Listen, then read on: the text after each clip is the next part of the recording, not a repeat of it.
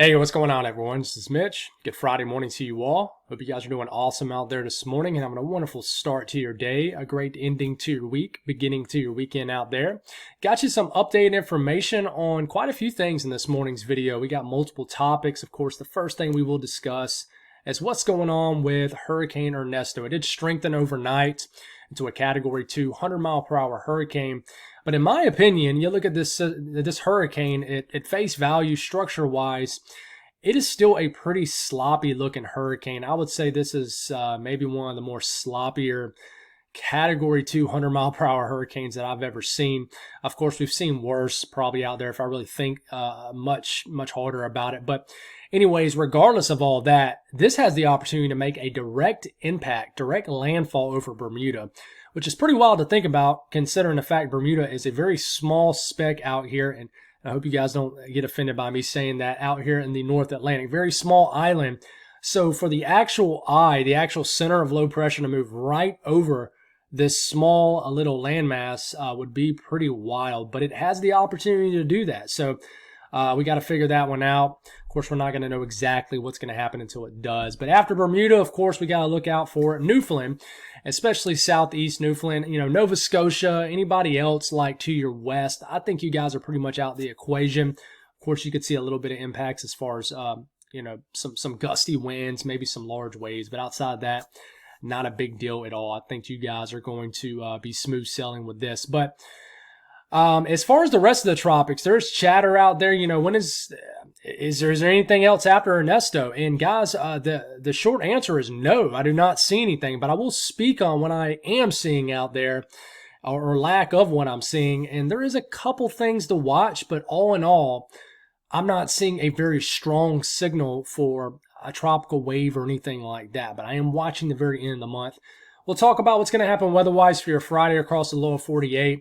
And then stay tuned for the very end. If you're a big fall weather fan, ready for that cold front, I got some good news for you in the eastern U.S. We got a very small segment at the very end of this video where we are going to talk about the potential, I would say a high potential now, for a cold front that could bring a very, very nice week of weather next week across the southeast, the eastern U.S. So we'll speak on that and get you guys a little bit excited about that if you're a fall weather fan like me. So if you guys have not subscribed, certainly consider doing that.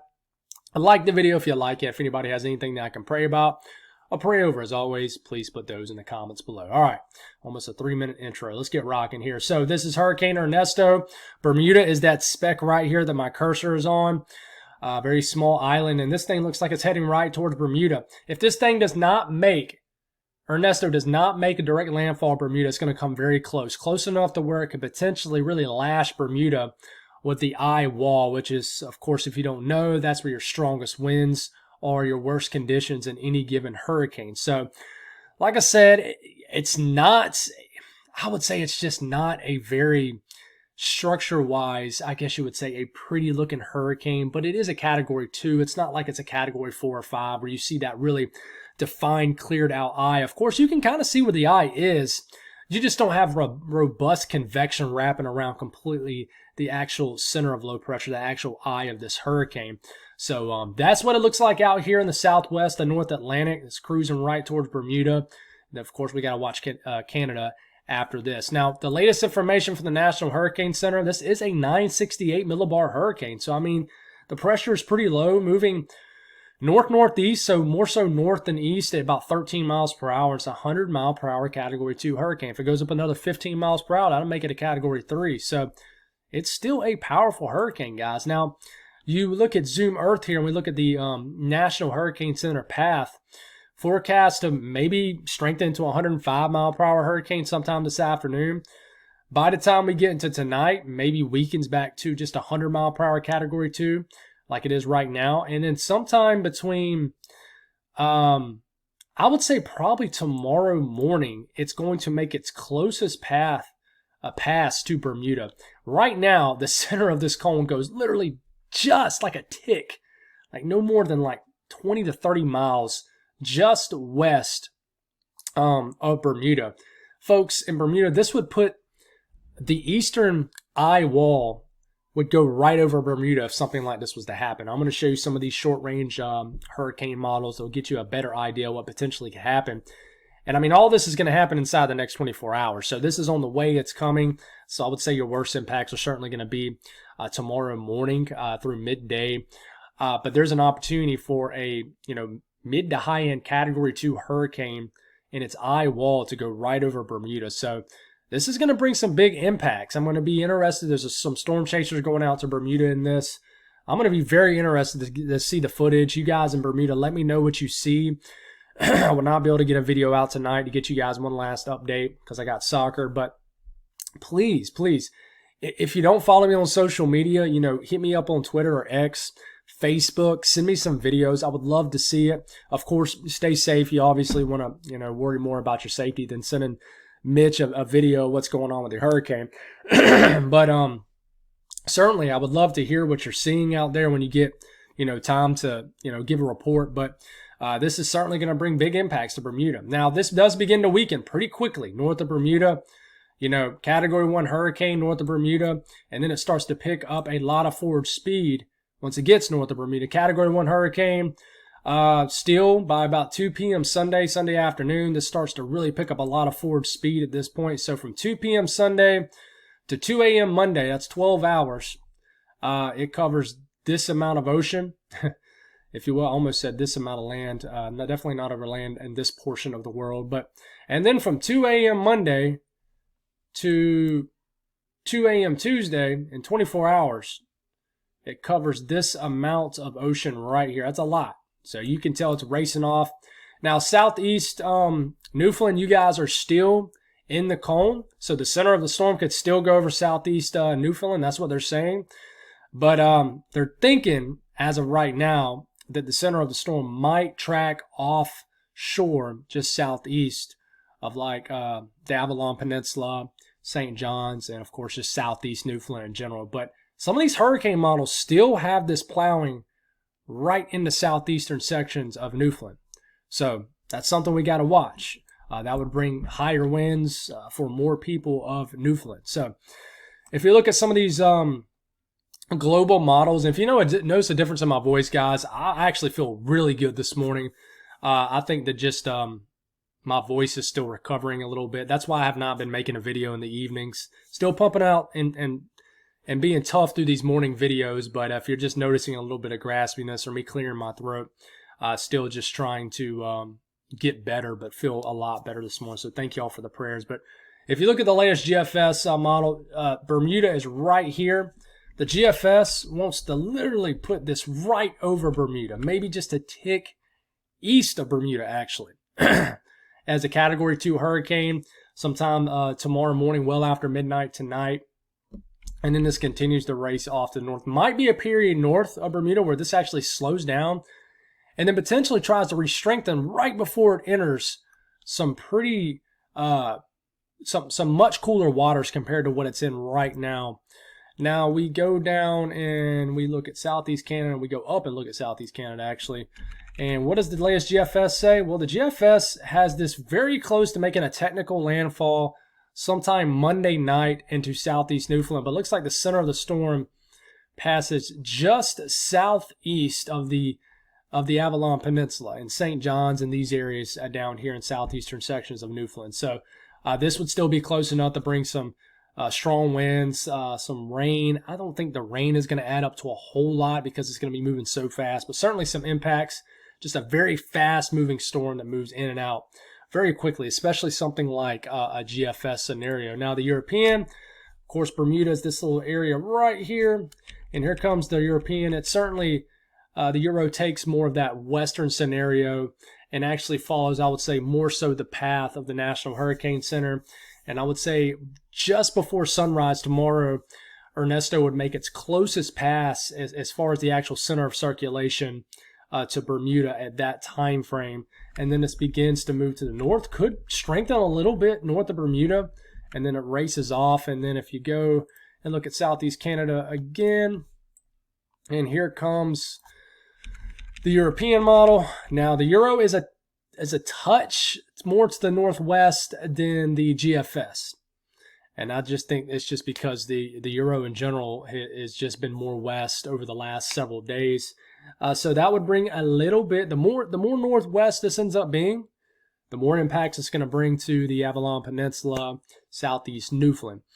It's going to bring some stronger wind gusts and some heavy rain, so this would make its closest pass. I'm sure the worst of this weather will certainly be Monday night into Tuesday morning into this area, and then it races on off.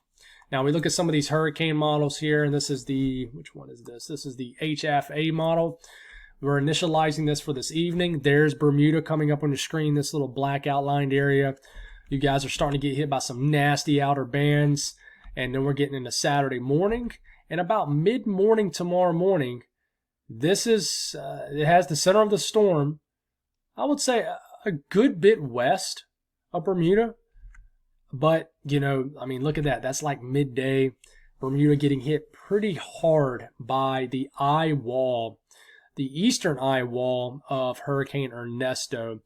So you don't want to see that. This would bring a stout southerly flow. Wind gust, I mean, could be going in about 80 to 90 knots. Well, I wouldn't say that fast consistently, but some 80 to 90 knot wind gusts certainly possible to likely, especially if the eye wall goes right over your area like this. And this would be for about, 3 to 4, 5 o'clock tomorrow afternoon. So the HFA model kind of rides this up here a little bit slower. But of course, this would bring some nasty impacts right here to Bermuda. Then this gets off to the north. I think conditions will improve for Bermuda as you're getting into Sunday. And then it starts to pick up some forward speed. It actually tries to strengthen this. And the HFA model would actually even bring some impacts to like Cape Breton Island. For example, the HFA model, Monday afternoon, starts to hit like Cape Breton Island, even areas of far eastern Nova Scotia with kind of the northwestern quadrant of this storm. And then this would just make a direct landfall, actually well northwest than like the global models. I mean, this plows this low pressure right into Newfoundland. I mean, it would actually go like west of like the Avalon Peninsula. It would actually go right into the meat of Newfoundland right here. And of course, here it comes.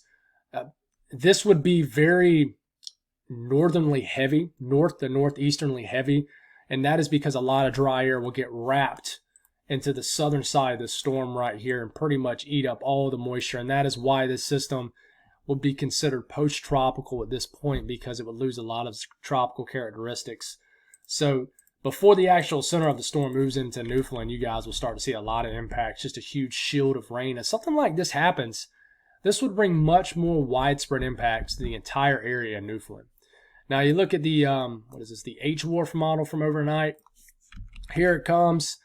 It's a little bit further west than the HFA model, but would still bring some big impacts to Bermuda. This kind of comes up a little bit faster too. For example, the HFA model has the center of this storm right here around like tomorrow afternoon. The H-Wharf model, hurricane model, has this just west of Bermuda, like just right when the sun is coming up tomorrow. So this would bring some nasty impacts. Certainly you guys get hit by the eye wall, but maybe not the most intense portion of the eye wall. It's kind of like layers of a hurricane, guys. There's like the eye. It's like the core of the earth, the mantle, the core, the inner core, the outer core. It's kind of like the same with hurricanes, honestly, guys. You got the eye, which, of course, as far as impacts is different. We're not really talking about a hurricane, inside the earth or anything like that. But as far as layer-wise, you got the eye, which, conditions can be calm if it's especially a very strong hurricane. Then you got the inner eye wall. That's where you get the worst impacts. That's where, you're going to get those wind gusts that, symbolize how strong the storm actually is wind-wise. So if it's a 120 mile per hour category 3 hurricane, then that's when you have the opportunity to get 115, 125 mile per hour wind gusts. The outer eye wall, not as intense, but also very intense. And then you just got kind of the outer bands. All right. And those can be pretty strong too. That's when you can have the tornado threat, stuff like that. So, I would say this is more so the outer eye wall with Bermuda on this particular run. But watch what this happens as we get into Sunday afternoon. Hurricane still looks pretty healthy as we're getting into Monday morning. This would, once again, as you can tell, bring a little bit of impacts to Cape Breton Island, even eastern Nova Scotia. And then this plows once again, just like the just like the H-half-A model, plows it right into Newfoundland. Does not do what the global models are showing. So that is something to watch. That would bring this massive band of rain and wind into the entire area, the southern coastline of Newfoundland. Widespread impacts, just a quick hitting windstorm Monday PM into Monday night into Tuesday morning. And then it's on off and, starting to get way up here in the North Atlantic at this point. So, chances to see tropical storm force wind gusts are certainly right here in southeast sections of Newfoundland. You certainly got like a 40 to 50% chance to see that, but you're definitely going to see that. And of course, you got a 100% chance to see that in Bermuda. And then the chances to see like hurricane force wind gusts, which is folks like 74 miles per hour or higher, you pretty much got a 70 to 80% chance to see that in Bermuda. Doesn't really have that highlighted for Newfoundland. They don't think the winds are going to get that strong apparently. But if you do look at like the H-half-A model, okay, and this is in knots, and here comes Bermuda, you guys could get, this is wind gust knots. So it's saying, on this particular run, it has a wind gust of like 72 knots. I mean, that's certainly getting over hurricane force winds and miles per hour. This would bring that nasty inner core. You see that white area, folks. That's where you're getting over like 84 to 85 knot winds, wind gusts, not consistent wind gusts. And basically that eastern eye wall, northeast to eastern eye wall, which looks the strongest, would go right over Bermuda. And look, that looks nasty. About midday tomorrow, hurricane force winds, category 1 to 2 hurricane force winds in this area. And even, as we're getting into like tomorrow afternoon, just has that eye wall right over this area. And what's kind of concerning is it almost looks like it slows down just west of Bermuda.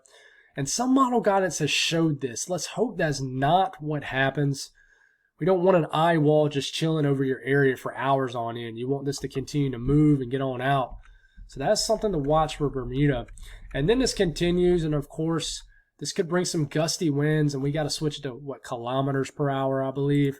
We'll go to wind gusts. So, I had a feeling that's what it was going to do. Let's see with Bermuda. Where is Bermuda? Bermuda is right there. It looks like Bermuda just vanishes right there. It's kind of, that's because the run hasn't continued. So my bad, guys. I'm getting all crazy here.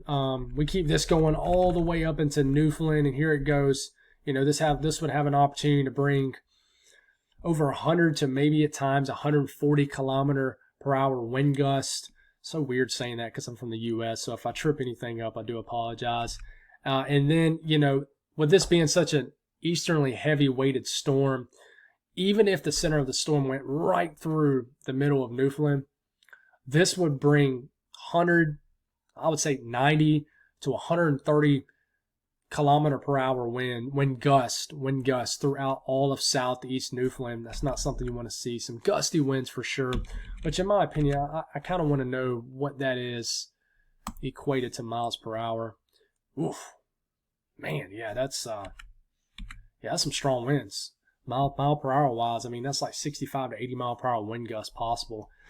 The good news is it's going to be a quick hitter, but man, you guys are going to get hit by a nasty windstorm Monday night into Tuesday morning for sure. So, folks, moving forward, and we're praying for you guys in Bermuda. That's pretty much my last update for you folks in Bermuda. I'm hoping that the impacts are limited.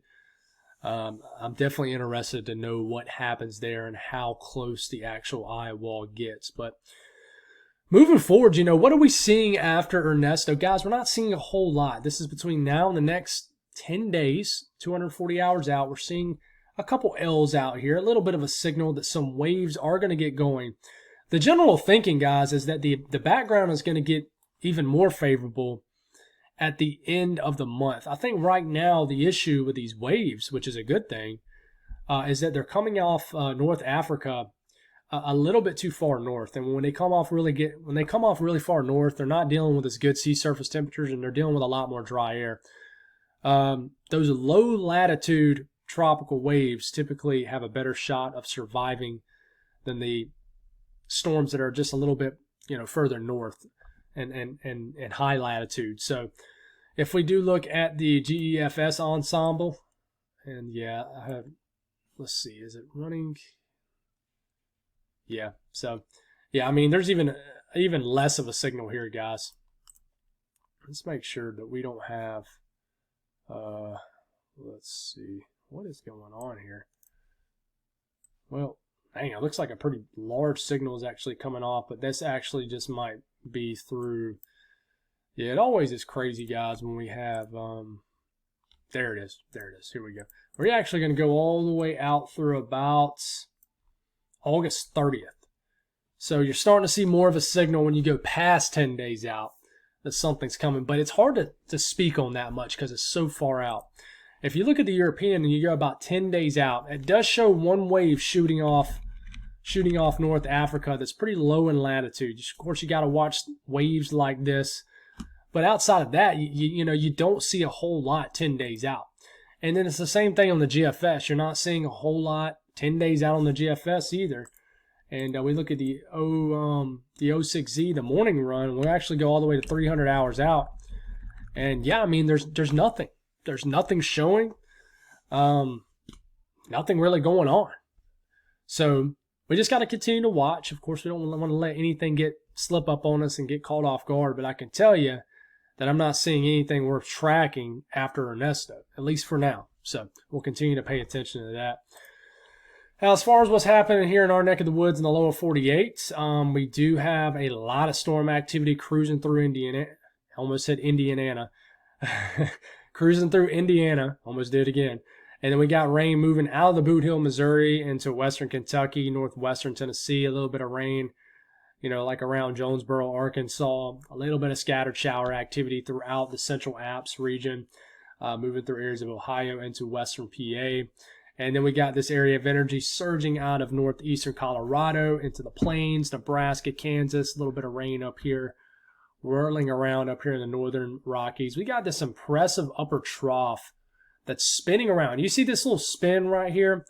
This is actually going to link into our cool down next week for the eastern U.S. And I'll show you exactly what I mean. But you got a spinning area of low pressure up here that is going to play your weather all weekend, pretty much up here in the Great Lakes region. This little spin will actually drop on down here, and then it will amplify throughout this region. So a little interesting land cyclone up here that will be with us for quite some time.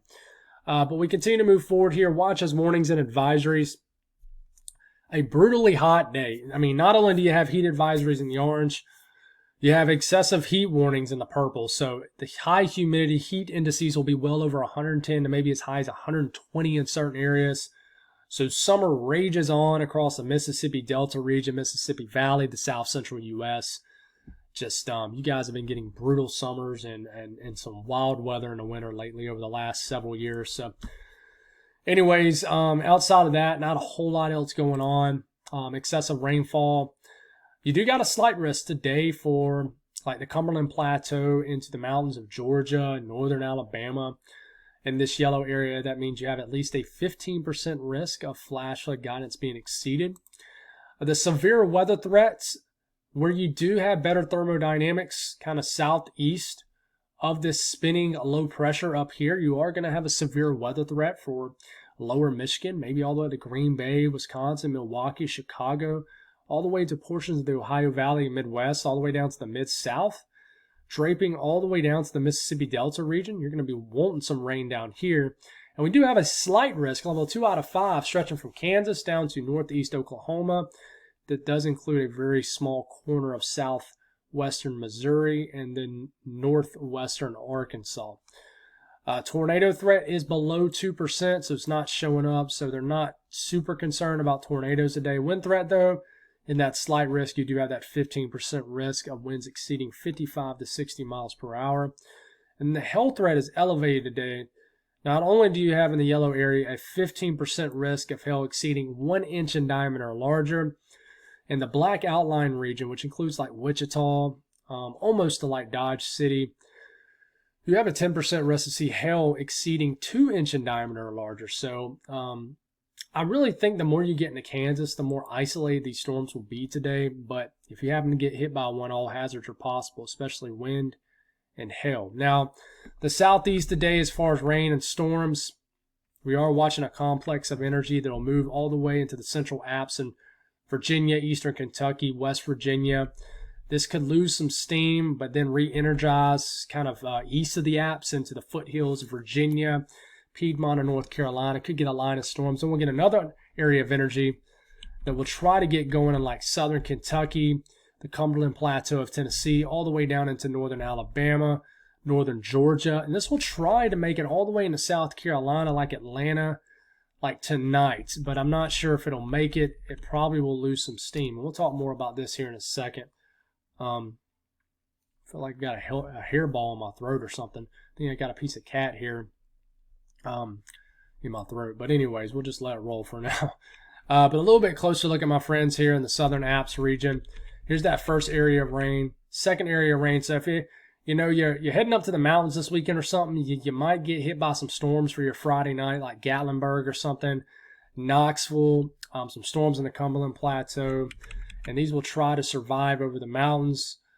Asheville could see some storms later this evening if you're out and about in the town. North Georgia, some storms, and then this should kind of peter out as we get into tomorrow morning. Then we have to watch more energy behind that. But the Northeast, pretty quiet for most of the Northeast. We're going to get some showers and some storms will get re-energized in Ohio today. Western PA, don't think it'll be a big deal.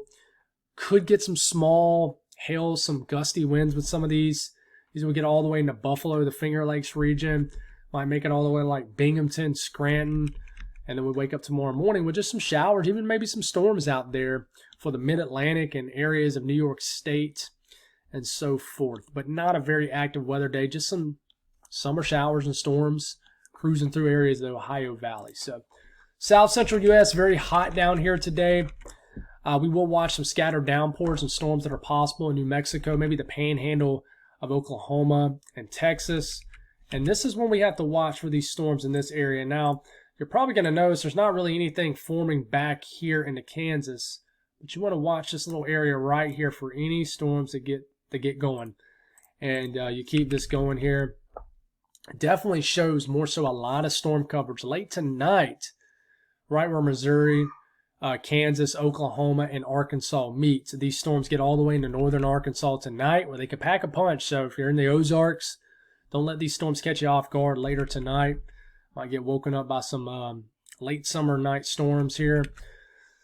And then we have to watch any energy that's kind of left over tomorrow morning in areas of Arkansas and eastern Oklahoma. But just a closer look at these storms today, they will try to pack a punch. You want to watch, if you live in especially southeastern Kansas, these storms could produce some very large hail. I mean, even around Springfield, Missouri, maybe as far southwest as Tulsa, Oklahoma.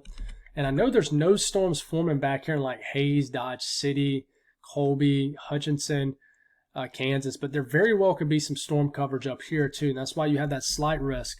The environment supports it. It's just, are you going to break the cap? Or are you actually going to get some storms that do develop? But certainly a stormy night here in this area tonight. So be aware of that. Gusty winds, large hail, the biggest threat. Cannot rule out a tornado. Never can rule out a tornado with any storms. But we look up to the north central U.S., a pretty active weather day. We're going to get scattered storms from Minneapolis all the way to Green Bay to Milwaukee.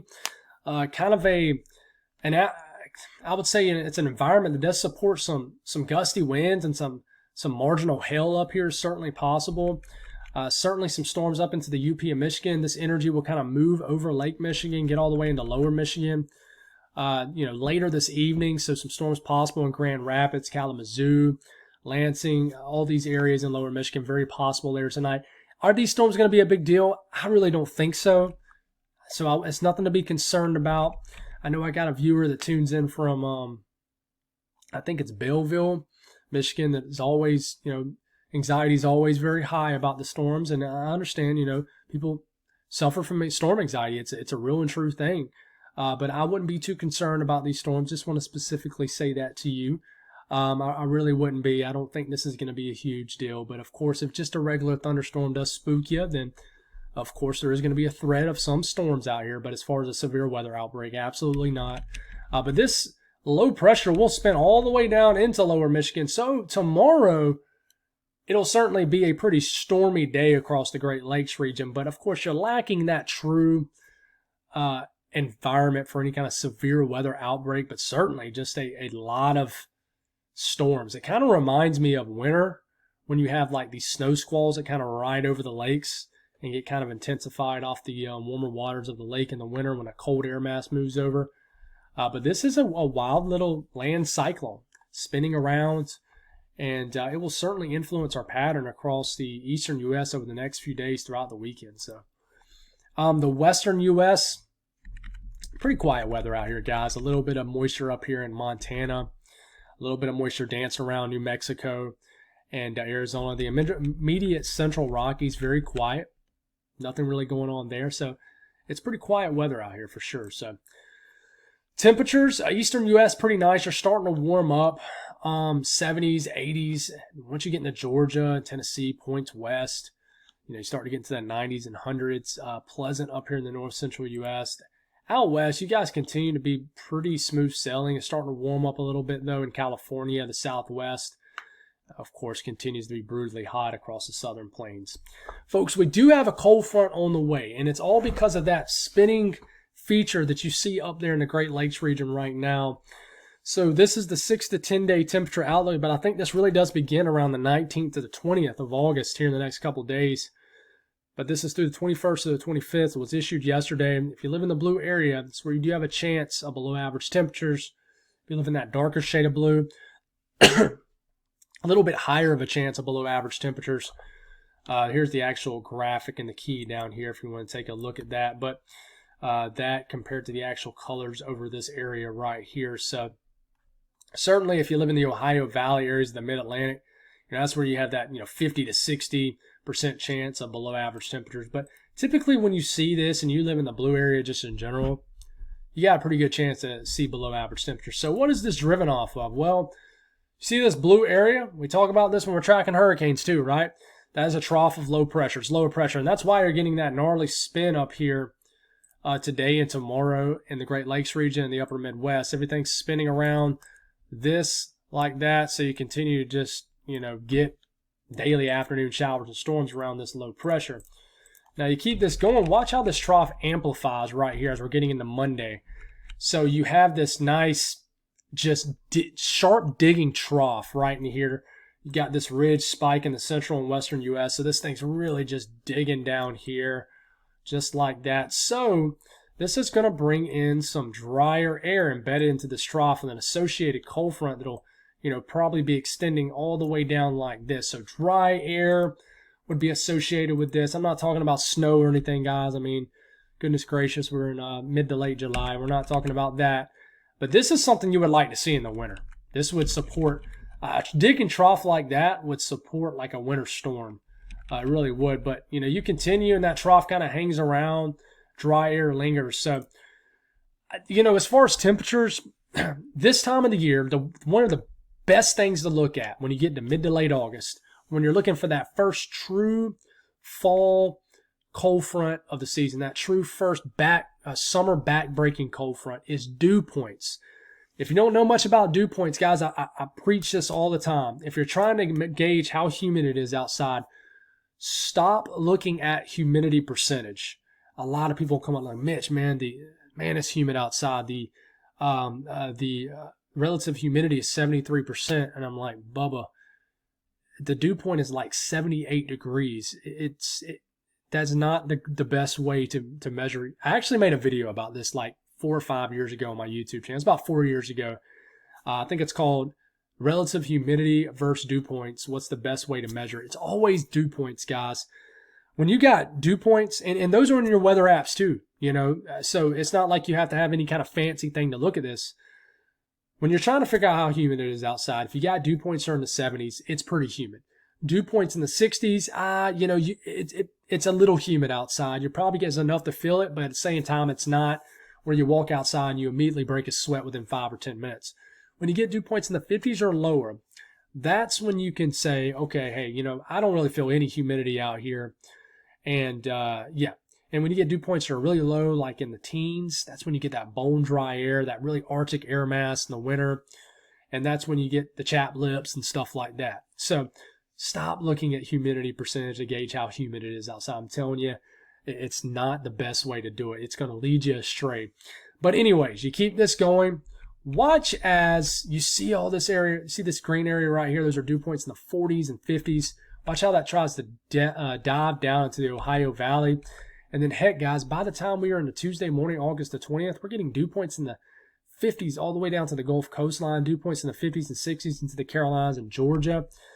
So what does these dew points have to do with temperatures? Well, what it does, guys, is it allows for the actual wet bulb temperature to be lower. So that means your actual air temperature is going to drop lower. So, of course, the Northeast, it's not totally uncommon to get cold fronts this time of the year. It really isn't. But the Southeast, it's a little bit less common. Typically, you see your first real cold front, like more so in the September. I don't think this is your first clear, completely sweeping cold front for the Southeast, but I do think this is a noticeable cold front for the Southeast. For example, I'm going to actually just kind of zoom into the Southeast here. This is Wednesday morning, dew points surging down to the 50s, and then you get into let's take it all the way into, this is like Thursday morning. Look at these dew points into the 50s in the Carolinas. This is going to allow for your actual air temperatures to probably drop into the low 60s, maybe upper 50s in certain areas. So you look at the actual temperatures, which I said I wasn't going to show this, but here I am showing it anyways. Okay, Monday morning, 60s and 70s is the lows. Not a big deal at all. You get into Tuesday morning, you're starting to get temperatures deeper into the 60s in Alabama, 50s and 60s in Tennessee. You guys already got a really nice air mass west of the Alps a few days back. But this air mass is going to make it east, I think, of the Alps. So then you get into Wednesday morning. Look at those temperatures and deep into the 60s, into the Carolinas, even some 50s. And then we get into Thursday morning, and, we can start to get close to, in some of these country areas in the Southeast, some of these areas are going to dip into the 50s. So I think it's going to be a nice week next week. Is it going to be, you're going to walk out and get a chill like in Atlanta, Columbia, Charlotte, Birmingham, and ooh, I need to put on a sweater? Absolutely not. Unless you're just extremely cold natured. But you're going to walk outside for about 3 or 4 mornings next week and say, oof, fall is on the way. And if you're crazy like me, it'll make you want to go all the way up to your attic where it's still 105 degrees and pull out all your fall decorations. I'm not going to do that. But anyways, I almost always do it the first weekend of September, though. I don't even care what temperature it is. I always consider Labor Day, guys, the gateway to the best time of the year. To me, Labor Day weekend, I don't care what anybody says, Labor Day weekend is the transition from summer to fall, in my specific opinion. Forget about summer after that. To me, it's no longer summer. It's over after that. So, but anyways, enough of all that. You guys have a wonderful Friday. I'll be with you guys tomorrow morning for a video. And stay safe, Bermuda. God bless all y'all. And I'll talk to you again soon.